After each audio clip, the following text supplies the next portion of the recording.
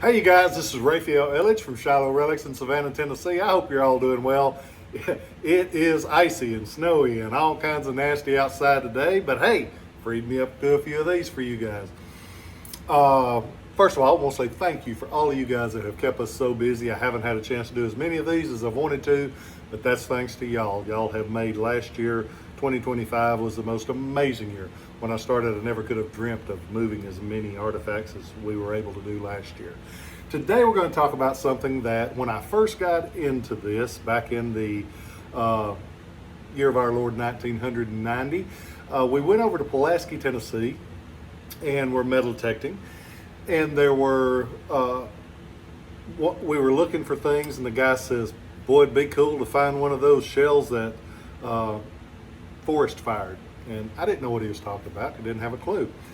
But I went on to learn that one of the rarest Confederate artillery shells that they used in that southern Middle Tennessee, North Alabama area was one that was designed by a gentleman in the Confederate Navy. There was Confederate Navy Commander John M. Brooke, B-R-O-O-K-E. And he looked at the artillery that they were using, and he realized that when they fired them, a lot of times it was chipping along the base of the shell, the iron was. And that was because when you have an artillery shell, the main body is generally iron because it's a softer, it's a harder metal. The base is a softer metal, usually brass, copper, lead, one of those. And why would that be? It's because they needed something to take the rifling of the cannon. And because that is a softer metal, it generally expanded and took the rifling to give it the twist to make it shoot more accurately and further. So Brooke said that thin edge isn't quite working. What can we do to prevent that? So what he did, he used a thick plate like this. And he took a great big bolt and ran it right through the middle of the sabot. You'll often hear the bottom part that took the rifling referred to as a sabot or a sabot, depending on what your accent is. I've always called them a sabot. He put that big bolt right through the bottom of that thick copper sabot, and that held it in place. And they were looking at some of the shells later on, and they realized in Dickey and George's book, and by the way, Tom Dickey and Pete George wrote a book that came out in, I think it was around 1990, the revised edition of Civil War artillery shells.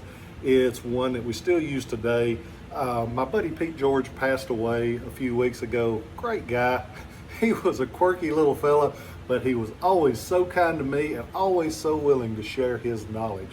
The collector world lost a lot when we lost Pete. So I hope you're resting easy, my friend. Thank you for all your kindness over the years. But I digress. We go back to in there. They say that 80 to 90% of the fired Brooks still had that sabot intact instead of breaking and going, because especially for the Confederacy, the quality of the iron that they put into artillery shells wasn't the best quality that they had. They had to save that fine quality to be able to use. Sorry about that, guys. I told you we're having an ice storm. We just lost the internet, and I wanted to be sure that this was getting recorded. I don't know where I was at, so I'm going to jump back in and just get her going again. He inspected the shells at the end of the war, some of the Union pieces, and said that the bases that Brooke developed were actually working very well. Most of the ones that you see, though, are on big boys like this. They used the Brooke style sabot on shells from 2.9 inches in diameter, like this one, all the way up to one even bigger than this. They used it up to an 8-inch, and they fired it in a Brooke cannon. And this one, too heavy to do a lot with, but there's that bolt on the bottom of it.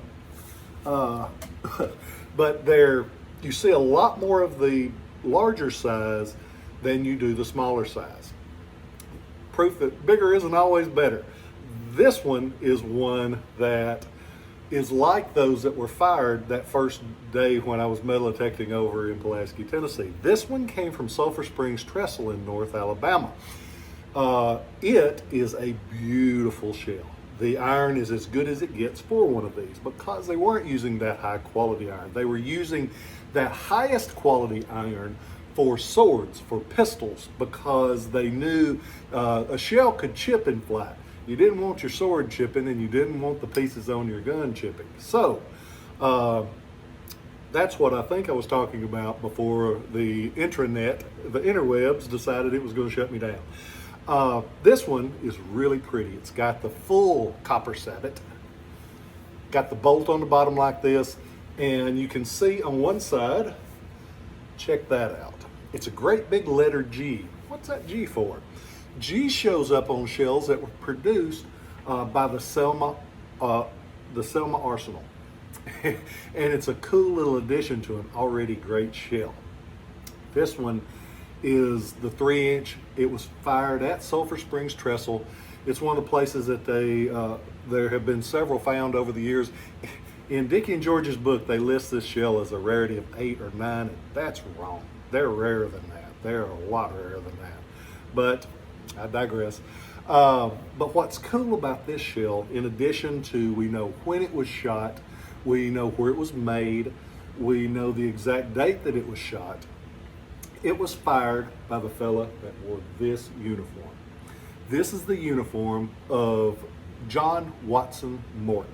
Have you ever heard that name before? If you haven't, you need to look him up because he was an amazing artilleryman for the Confederacy. He shows up before the Battle of Fort Donelson and he says, "I'm with Morton's battery." And they said, "Okay, well, where's your cannons?" He says, "I ain't got them yet." That's the kind of guy this cat was. But he was John Watson Morton. After Nathan Bedford Forrest, Chief of Artillery, Captain Freeman, was murdered, they replaced him with the young Morton. This is the way he looked wearing this uniform. Morton shows up and Forrest is pissed. And he writes his superior in rank, and he says, "Why did you send me this tallow-faced boy?" And that ain't a great way to start off. I don't care who you are, what you doing. That ain't a great way to start off with your new boss. But he went on, and Morton was an amazingly brilliant person. He went on to be Secretary of State for the state of Tennessee after the war. Brilliant mind. And he had the 2 cannons that rode with Forrest until the end of the war. There was Little Annie, named after Morton's wife, Annie Morton Stout, or Annie Morton, and there was Lady Forrest, named after Forrest's wife. They were steel rifled Rodmans was what they referred to them as. They were probably made by the Singer Nimmick Company.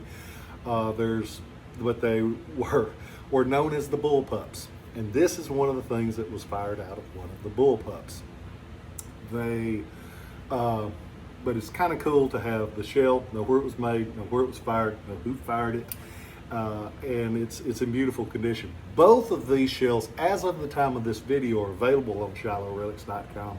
And you can go in there and you can see the angles of them, you can see those bolts, because it is an amazing way to work around the problems that they had. In that 4 years of the Civil War, they developed so many things on the fly, seeing the problem, fixing the problem, and putting it into action. But these, the Brooke pattern artillery shell base, they're just a neat piece. I hope you go on there. I was very fortunate to have this uniform in my collection for quite a while. I've just found it a new home, and it's getting a very, very good home. But it's kind of cool to know that this one was in every major battle that Forrest fought from 63 forward. So go on to ShilohRelics.com. I've always got a few artillery shells because I always think they're very interesting. There's a story behind each one, and it is such a pleasure for me to get to share these with you because it is a passion. It is a passion. And one thing, before we started this, I looked out the window. One of my neighbors was driving a little bobcat down the ice-ridden road, strewn road, cleaning up trees. it just reminded me, man, we sure are lucky to have so many good people in the world. Don't be afraid to be that good person, because one little random act of kindness can mean all the difference in the world to somebody. Uh, there are so many positive things in the world. the My wife had her 23rd birthday again the other day, and we went to Mexico. And I've never been to Mexico, and did 2 trips in one, probably first and last. But it was a great trip. I'm glad I got to do it. But we were sitting there, and we were in the hotel, and we were in they had a big 30 people hot tub, and there were these 3 ladies that walked up, and you could tell one of them was having trouble with motion. So I get up and I help her into the hot tub, and I realized the young lady had a stroke, and that she had either 2 friends or 2 sisters with her, and they were laughing and they were smiling and they were just so happy, and they were helping her learn to talk again. They were going over vowel sounds and they were going over consonant sounds. And as I sat there and I listened to those ladies, and they had every reason in the world to be sitting there bitching, because the lady was young. She wasn't old at all. But instead of that, they were laughing and they were thankful for their life, and they were sharing smiles and kindness. And it hit me hard. And I guess ain't many people that got a tear coming to their eye sitting in a whirlpool in wherever it was, Mexico we were at.